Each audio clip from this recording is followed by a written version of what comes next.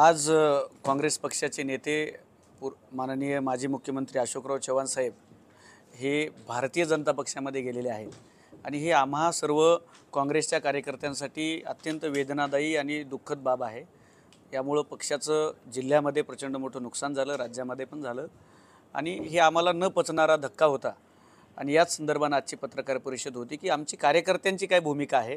तर आम्ही पक्षाचे कार्यकर्ते म्हणून आम्ही विचारधारा घेऊन चालणारे लोक आहोत। तर आम्ही त्यांच्या सोबतच्या निर्णयासोबत नाही, आम्ही काँग्रेस पक्षामध्येच राहणार आहोत।